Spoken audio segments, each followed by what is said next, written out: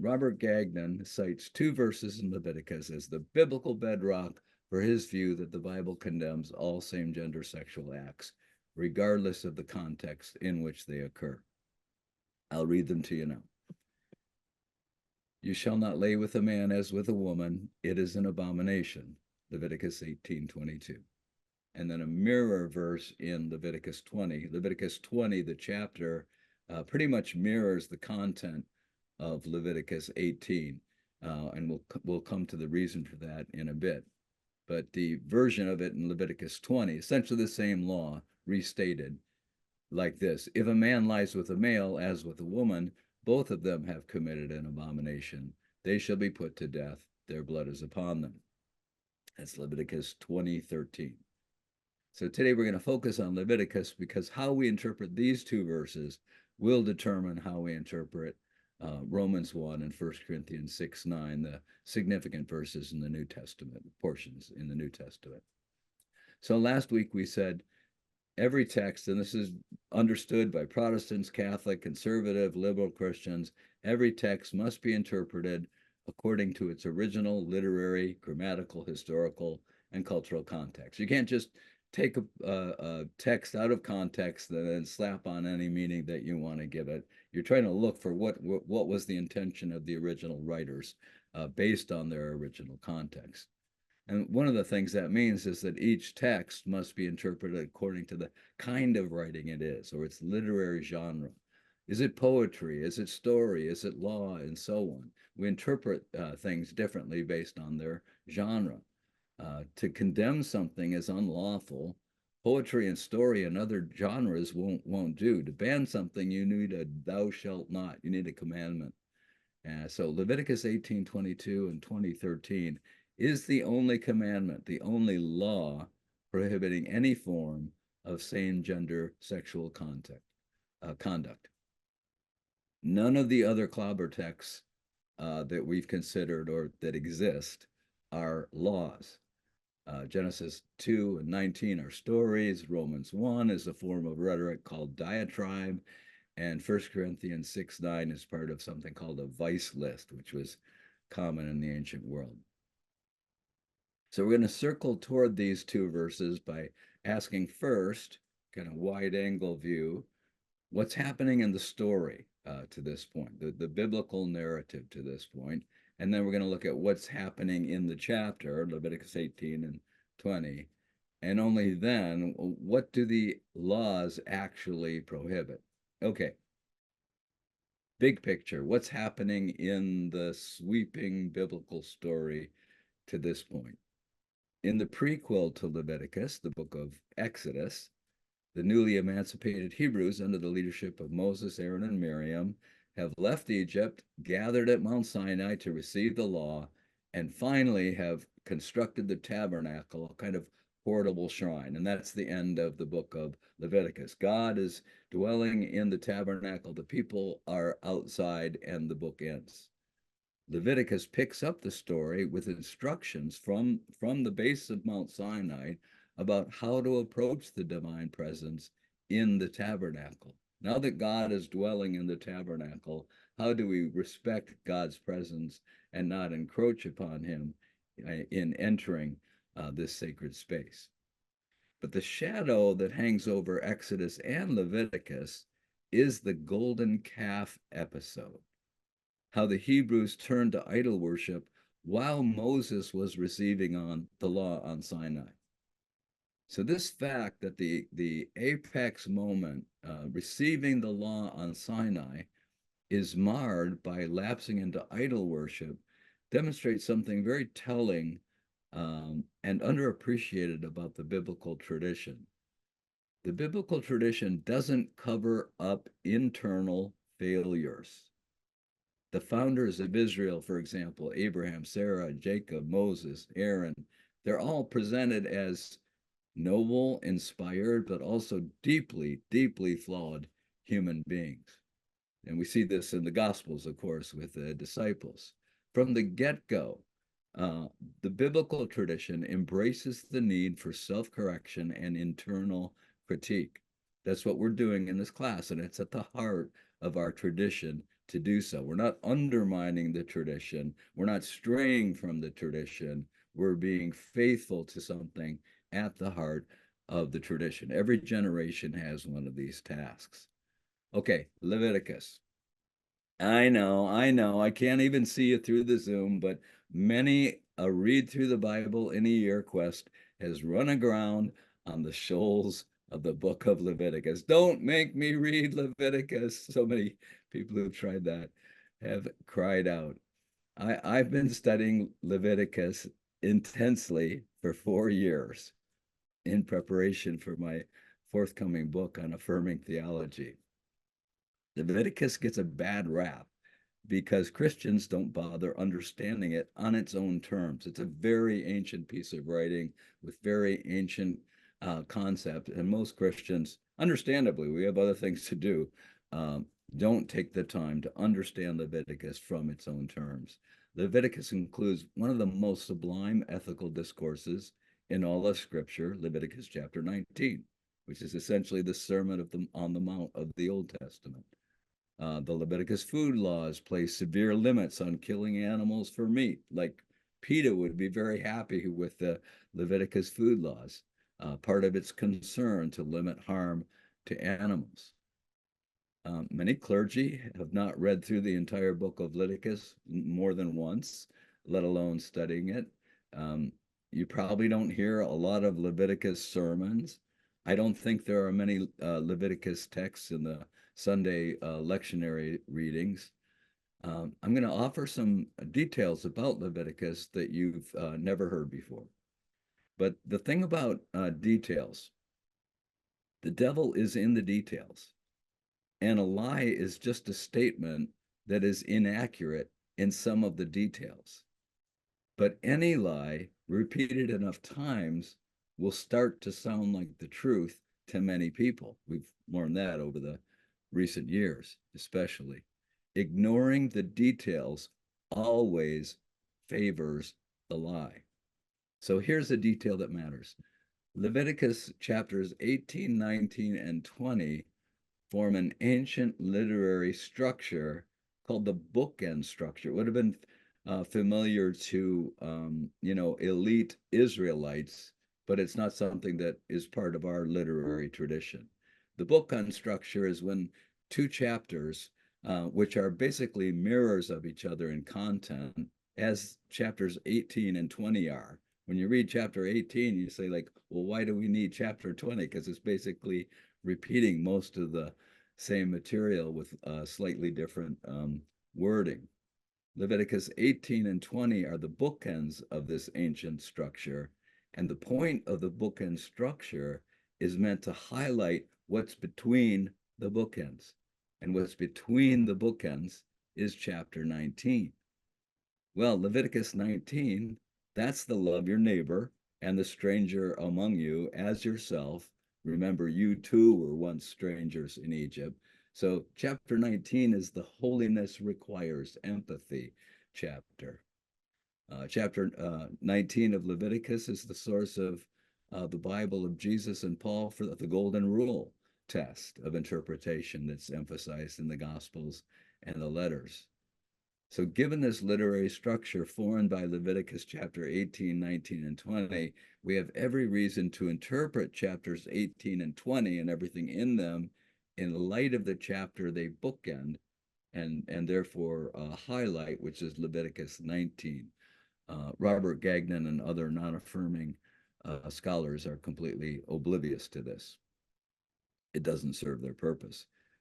So love the neighbor and the stranger as yourself includes, well, don't jump to conclusions about a neighbor or a stranger. Get to know them first, as you would want to be known before things were said about you. The Tulsa poet Anthony Curtis Brinkley quotes his grandpa saying, some books look a whole lot different when you open them up and turn the pages. Read before you judge. The same applies to Leviticus 18:22 and 20 verse 13. Don't jump to conclusions about what they mean. Get to know them first. So let's draw the interpretive focus or circle closer to the only law in the Bible that prohibits any same-gender sexual act. So what's going on in chapters 18 and 20 that contain these two verses? Let's read the important preambles to both chapters. So chapter 18 preamble, first opening verses of the chapter that set the tone for it, reads like this. I think this is the NRSV translation. The Lord spoke to Moses, saying, "Speak to the Israelites and say to them, I am the Lord your God. You shall not do as they do in the land of Egypt where you lived, and you shall not do as they do in the land of Canaan to which I am bringing you. You shall not follow their statutes. My ordinances you shall observe, and my statutes you shall keep, following them. I am the Lord your God. You shall keep my statutes and my ordinances. By doing so, one shall live. I am the Lord." These are emancipated slaves. Their identity has been obliterated by the slave masters. They have no distinct identity. And so God's first task with them and liberating them is establishing their own distinct identity. So the preamble to chapter 20 pretty much expands on this. Remember, 18 and 20 are kind of mirror images of each other. The preamble of Leviticus 20 reads, "The Lord spoke to Moses, saying, say further to the Israelites, any of the Israelites or the aliens who reside in Israel," basically immigrants living in the land of Israel, "who give any of their offspring to Molech shall be put to death." Molech would be one of the gods of antiquity, or representational of one of the gods of antiquity. "The people of the land shall stone them to death. I myself will set my face against them and will cut them off from the people, because they have given of their offspring to Molech, defiling my sanctuary and profaning my holy name. And if the people of the land should ever close their eyes to them, when they give of their offspring to Molech and do not put them to death, I myself will set my face against them and against their family, and just things won't go well." So this is like a diatribe against what? Against idolatry. This is the concern of Leviticus 18 and 20, and the book of Leviticus in general, and the entire Old Testament, by the way. So Leviticus 18, 22, and 2013 are part of chapters that call for Israel to abandon the idolatrous ways of their former Egyptian captors and the Canaanites in the Promised Land. Why is this context so important in interpreting Leviticus 18, 22, and 2013? Well, because the ethics of any sexual act are determined, more so than many other acts, the ethics of any sexual act are absolutely determined by the context in which the sexual act occurs. I mean, in our sexual ethics, the age of participants is paramount as a consideration, distinguishing legal from criminal sexual acts.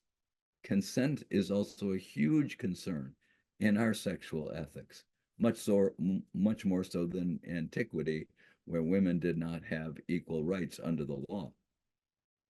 So the commitment, and they didn't either in the New Testament, the commitment of the partners to each other is also important in modern as well as traditional sexual ethics. So laws are usually grounded in an underlying moral rationale or logic. The law is the what, and the underlying moral logic or rationale is the why. But the why is often not specified in biblical law. It occurs in some biblical laws, but not most. And that's the case in many modern law codes. I'm not a legal expert. Chris might be able to correct me on this, but my understanding is that in the US legal code, the moral rationale is largely limited to the preamble to the Constitution, one very long run-on sentence. So an explicit rationale is not part of most laws. Notice the absence of moral rationale in these laws, starting with verse 6. Now, please stick with me here, because, we want to do our work here. "None of you shall approach anyone near of kin to uncover nakedness. I am the Lord. You shall not uncover the nakedness of your father, which is the nakedness of your mother. She is your mother. You shall not uncover her nakedness. You shall not uncover the nakedness of your father's wife. It is the nakedness of your father. You shall not uncover the nakedness of your sister, your father's daughter, or your mother's daughter, whether born at home or born abroad. You shall not uncover the nakedness of your son's daughter or of your daughter's daughter, for their nakedness is your own nakedness. So there's some different moral rationales there that are not really uh, crystal clear to us as modern people, right? You shall not uncover the nakedness of your father's wife's daughter, born in your father's house, since she is your sister. You shall not uncover the nakedness of your father's sister. She is your wife. She is your aunt. I was I was up at I was up at our cottage with Julia, and I was reading through Leviticus like again, and I was scribing Leviticus. I was writing it down word for word in longhand, just so it would soak into my brain. And I was getting a little squirrely in this condition.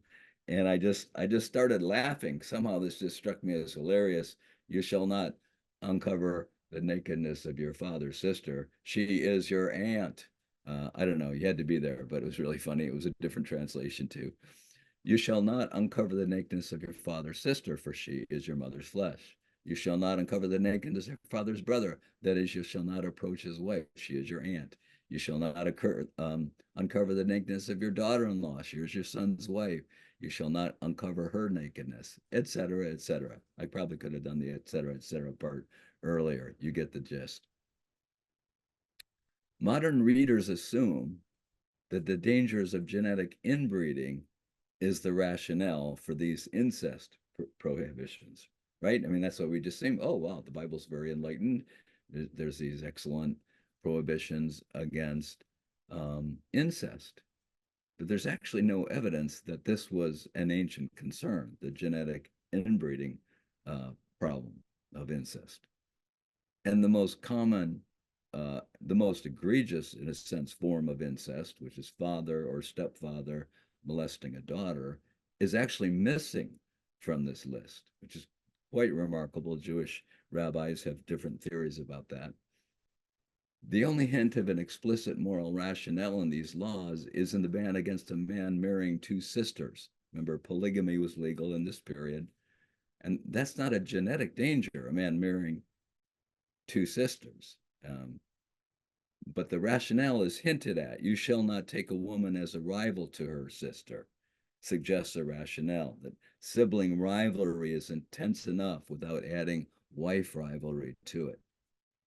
So we do know that incest, though, was viewed as a pagan practice. It was associated in particular with idolatry, especially among the Egyptian royalty. So now we're almost there. Verse 19. You shall not approach a woman to uncover her nakedness while she is in her menstrual uncleanness. You shall not have sexual relations with your neighbor's wife and defile yourself with her. Verse 21, we're almost there. Do not give any of your children to be sacrificed to Molech, for you must not profane the name of the Lord your God. I am the Lord. And now our verse. You shall not lie with a male as with a woman. It is an abomination.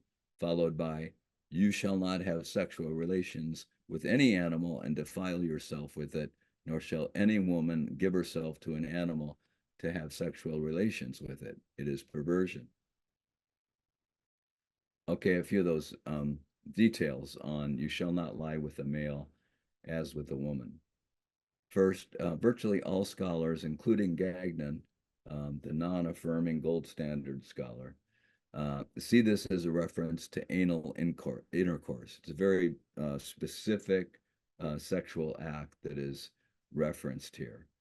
If you have 15 minutes sometime, I can explain. Um, Interestingly, the Journal of Sexual Medicine reported in 2011 survey that only 40% of gay men reported having anal intercourse with their last partner. Not that it's any of our business.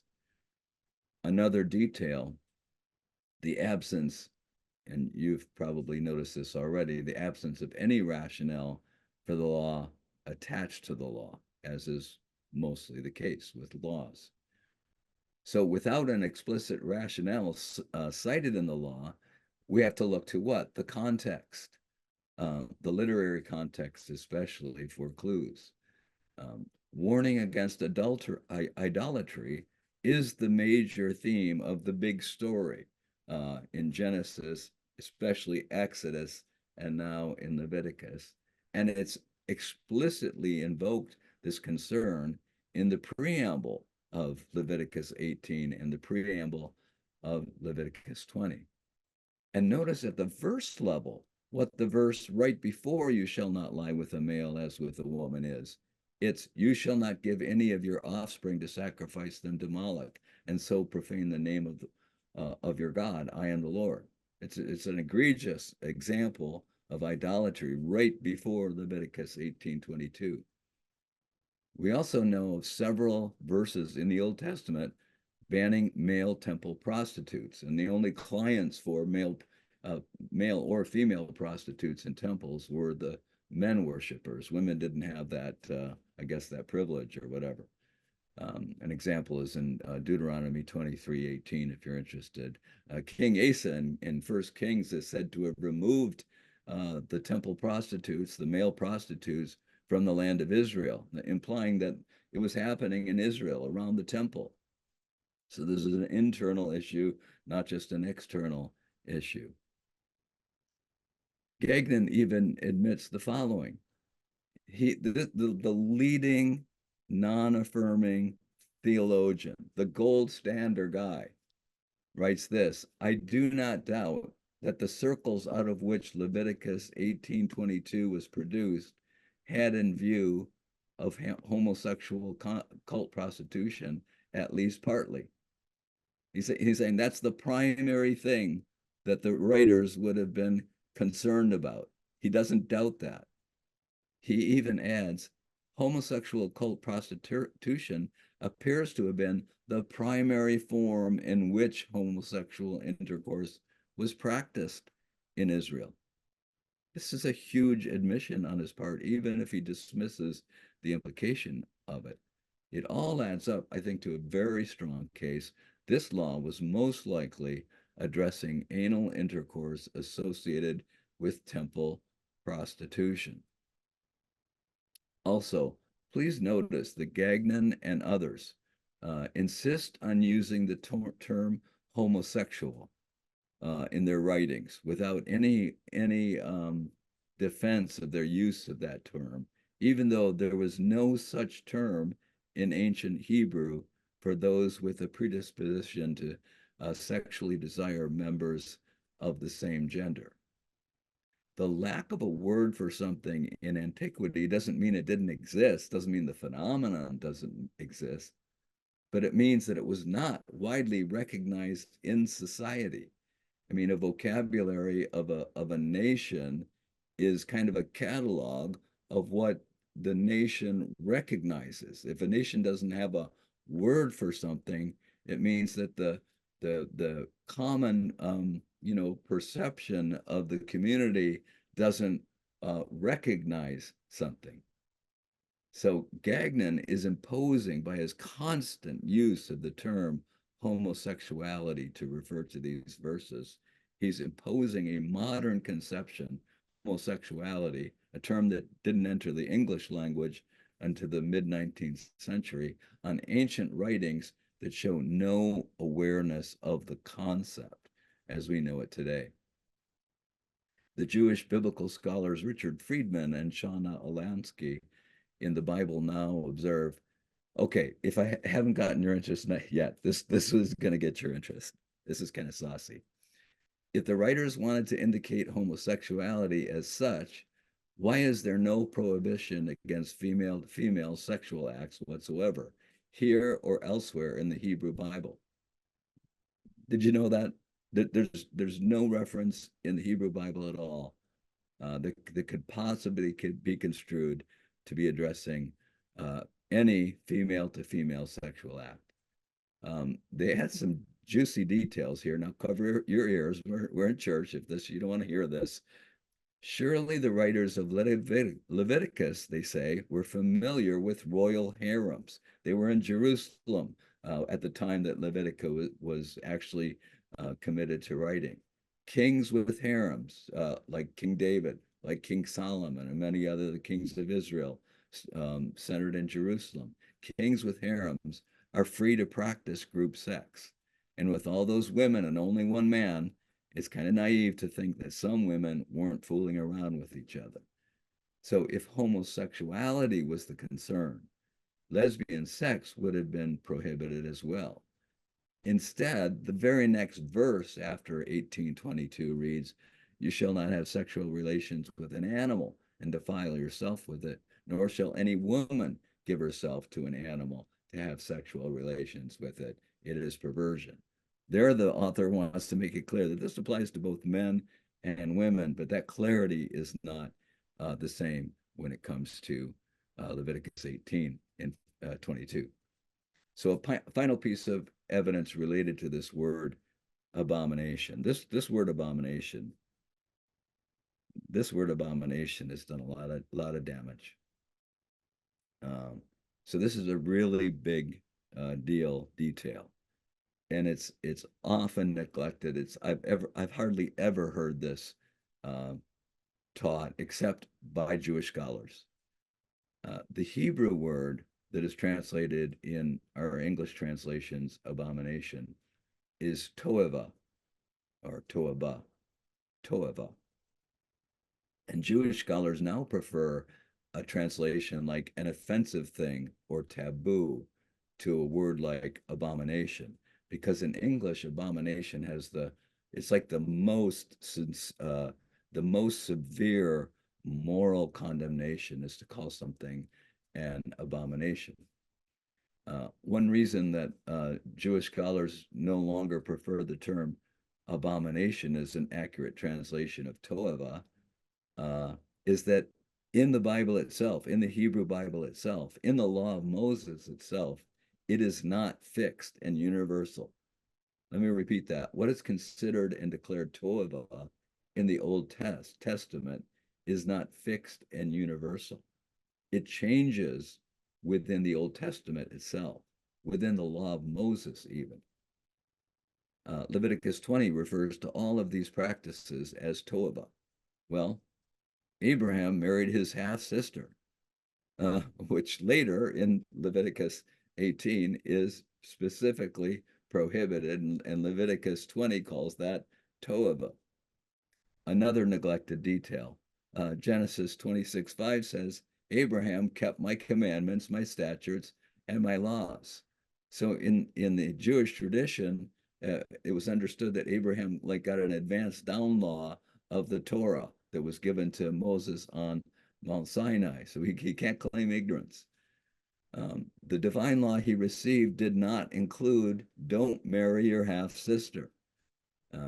Jacob married Leah and her sister Rachel, also forbidden in Leviticus 18, and not for genetic reasons. Jewish biblical scholars Friedman and Alasky summarize, an act or an object that is not a toeva can become one depending on time and circumstances. They also note that the law distinguishes between things that are simply toeva, as in Leviticus 18:22, and other things that are toeva to the Lord. If it's toeva to the Lord, that's even more significant. But Leviticus 18 and 22 and 20:13 are not toeva to the Lord.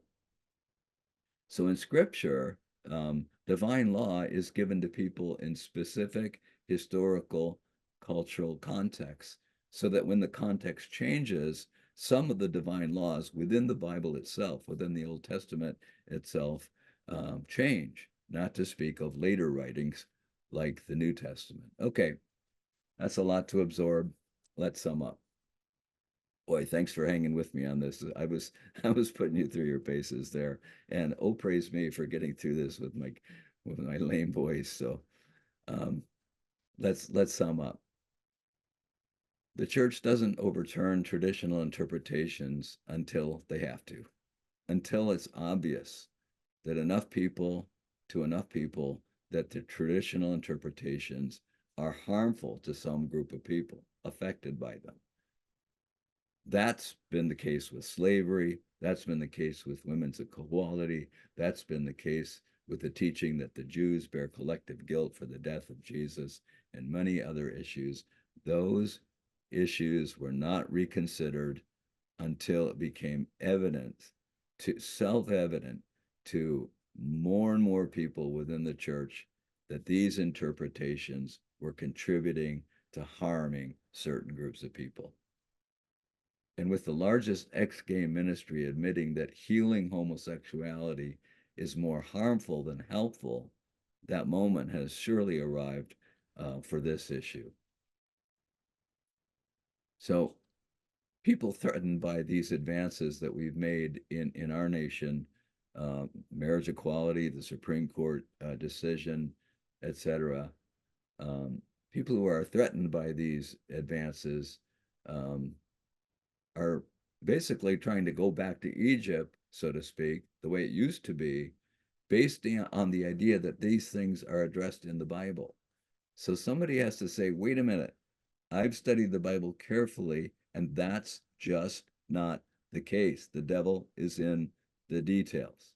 The core of the problem is religious. So religious people have to do the cleanup on this.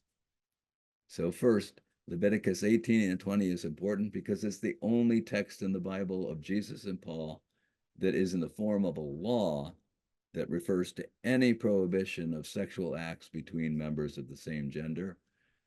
We don't just dismiss these verses because, well, it's the Old Testament. You notice I didn't use that argument. No, it's the Bible of Jesus and Paul, so we treat it with respect, and that means we work to understand the text within its original literary, grammatical, historical, and cultural context.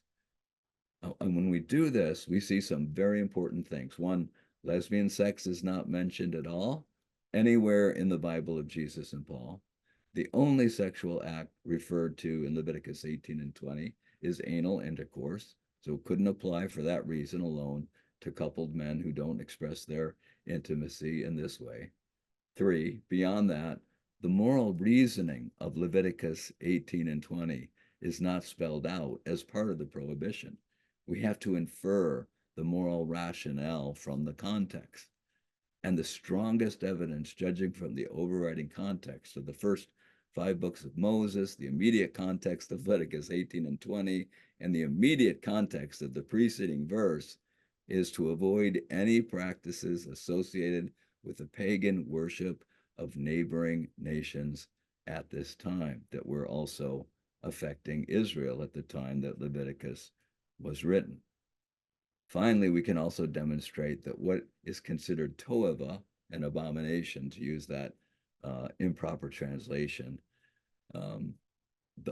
we can also demonstrate that what is considered toeva evolves, it changes, it adapts within Scripture itself. What is toeva in one time is not toeva in another set of historical circumstances. All of these observations, based on our study of sacred Scripture, not dismissing it, point away from applying these verses to our LGBTQ loved ones. I know all these details can be a little mind-boggling, but remember, a lie is just a statement that is inaccurate in some of the details.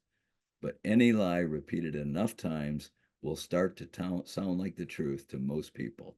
Ignoring the details always favors the lie. Okay, I'm done. Let's back to you. Back to you, oh moderators. Wow, thank you, Ken.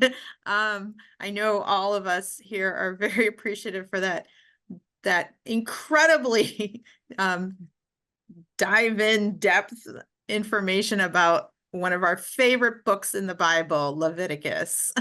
Everybody adores Leviticus. So thank you for that. We're going to invite people both over there and in person and in on Zoom to put any questions you have there. But I maybe would like to start off with a wonderful statement that somebody made about Leviticus from the beginning, which is if you want to hold Leviticus as the scriptures by which you shape your whole entire life, then any good Christian really shouldn't eat ham at Easter time or any other time. So essentially this is saying that, you know, do we pick and choose which parts of Leviticus we pay attention to, or is there something greater that we can take from the text of Leviticus? So that's my question for you, Ken. Oh, well, yeah, although I think there's a tendency it's easy to dismiss Leviticus because it is such a foreign, it's of all the books in the Old Testament, it's the most foreign to modern readers. It's dealing with purity laws, food laws, sacrifice, all of these things. And so we have like a reflexive kind of contempt for Leviticus. And so it's very easy for us to just dismiss it. The problem with that as a strategy in interpreting these two verses is that you can make a pretty good case that Leviticus 18:22 was informing Paul's writings in Romans 1. So it's appearing not just there, but also in Romans 1. Now, in Romans 1, I think the context of what he's writing about has nothing to do with gay couples who love each other. And it will demonstrate that next week, I think, pretty convincingly. And so I'm just a little bit reluctant about just dismissing Leviticus because, well, we don't eat pork and shellfish. That's a pretty easy argument when you get into the details to kind of close down. So I wouldn't make that a linchpin, and that's why I didn't use it. Yeah, very helpful. Thank you. It's Thank worth. you. I mean, another maybe a even better example is the prohibition of sex with a menstruating woman. That's in the catalog of things that are called toeva. Little bit different than the food laws, for example. The food laws it's not immoral for someone to eat prohibited food. It's just you're not supposed to do it, and it's fine for Gentiles to eat prohibited foods. So, but having sex with a menstruating woman, well, I think that was forbidden in the early centuries of the Catholic Church. Maybe today, I don't know, but it's not a common practice to consider that an abomination. So I think if you want to pick something, that's a good one. Yeah, that's really helpful. And you know, I mean, I think inevitably Christians at least are always wrestling with the role of the law in their lives. And that is a great kind of theological question in understanding how, if Jesus is the fulfillment of the law, what does that mean for us who are willing to be his disciples? And for him, the law that is the greatest is the one of love and mercy. And So that's part of the Old Testament. Say that's the thing. What Christians have this because Christians have been shaped more by Greek culture than Jewish culture in their reading of the Bible. That happened as soon as the church kind of excluded Jewish followers of Jesus. You know, early in the history of the church forbade Jewish followers of Jesus from keeping kosher and having any Jewish identity, from circumcising their sons.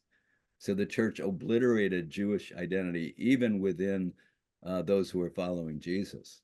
And so that's a huge problem. And that has affected so much of our understanding. So we as Christians, especially conservative Christians, think that any divine law must be universal, it applies everywhere, and it's immutable, it never changes.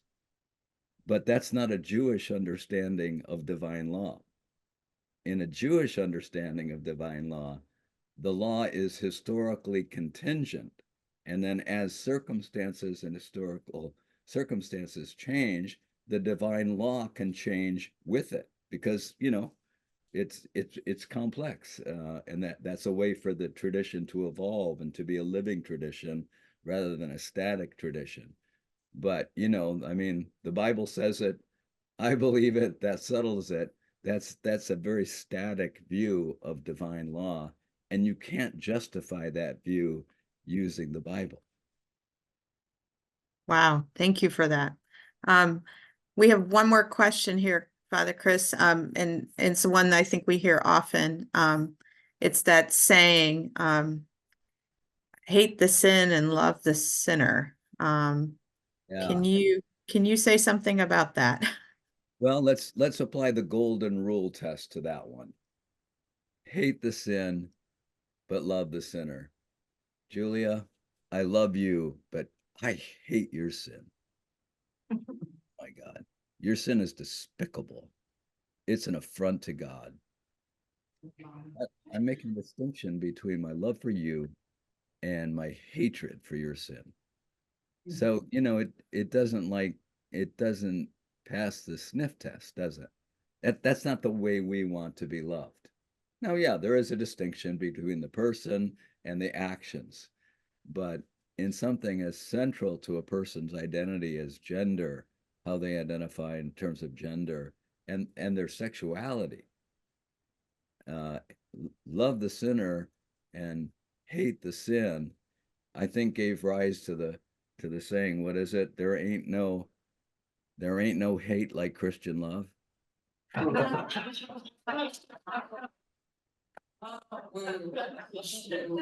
right. Did I get Chris, are you there? did I hear a laugh in the Zoom there? I think My work Oh. here. didn't laugh. Wait, Chris, we can't hear you. Can you try again? Okay, I'll add to that last point. How's that? Perfect.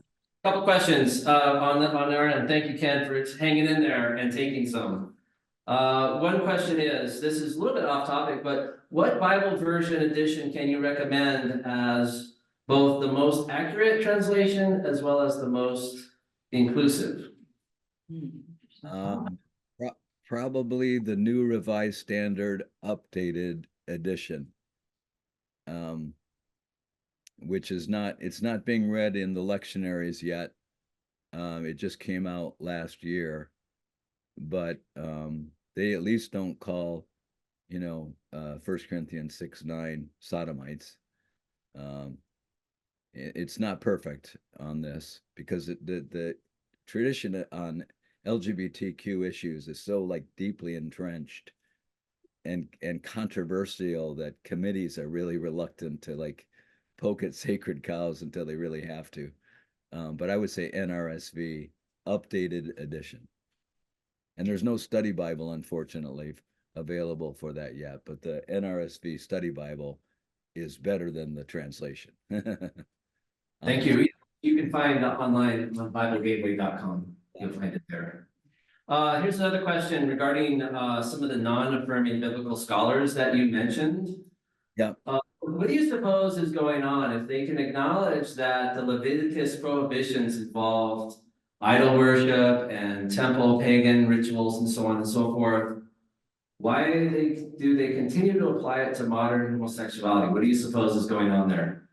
I think because and I can say this as someone who was in the evangelical world, scholars and pastors and leaders, they're all affiliated with institutions, and they make their living by retaining their good standing in those institutions. That applies to N.T. Wright, that applies to Scott McKnight, it applies to virtually every scholar who is identified with a Christian institution. And those scholars are not dumb. They know that if they cross the line on LGBTQ issues, all their speaking engagements will be immediately canceled. Bookstores will stop carrying their books. They will be persona non grata. And people are more groupish than we are selfish. We survive by belonging to our group. So we have a very strong incentive not to do anything that will threaten our belonging to the group. If you took that factor away, there would just be what's now a pretty steady stream of conservative scholars changing their mind. I just heard about a significant one recently that's not public yet, that would be like a mighty flood, I can assure you. Thank you. Yeah. Here's an interesting one.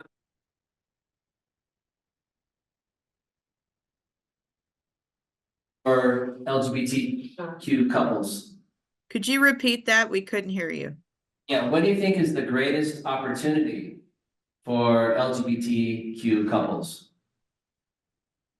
Well, when I did my first wedding, same gender wedding, it was one of the most powerful experiences, and it felt epic because I realized that this is the first wedding that I had performed where the two people were truly egalitarian with no gender, with no gender hierarchy stuff to muck it up, even very progressive couples getting married when they're straight couples, there's always that just long tradition of the bride and the groom, even the language, the bride, kind of implies this husband, who gives this woman to be joined to this man, all that kind of stuff. And the first time I did a wedding of same gender individuals, I was like, wow, this is like a moment in history where two human beings are in love with each other, married, committing themselves to each other, and there's no gender hierarchy in there that's kind of mucking up the works. Yeah. And I think gay couples are doing a great service to the church because it's forcing the church to like look deeper into its own tradition, and we're discovering all sorts of like treasures that we didn't have to because it wasn't being forced upon us, right?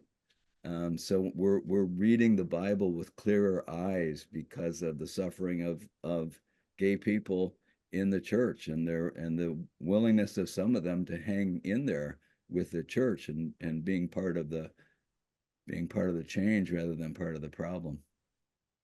Yeah, and I really want to say thank you, Ken. I mean, part of the goal of this class was to try to bridge that divide that so many folks feel that they were handed, which is to make a choice between their faith, choice between the Bible, or maybe their church, and their children, or the person they love, or perhaps themselves.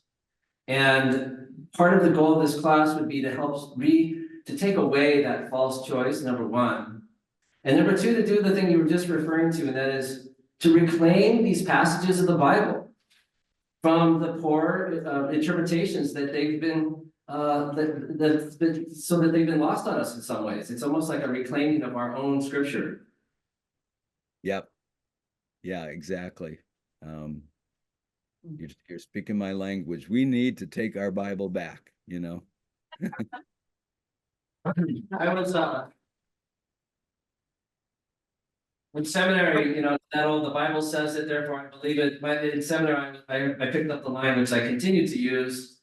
I'm sorry, but I take the Bible too seriously to read it so literally. Yeah, right. Are we good for anything else, Pastor Manisha? Are we good to say our adieus and let Ken get some rest? Most definitely we want Ken to rest. We're so grateful that he made it through. I mean, seriously, we couldn't tell anything was wrong. And I will say that I'm grateful for all of you who came online and in person.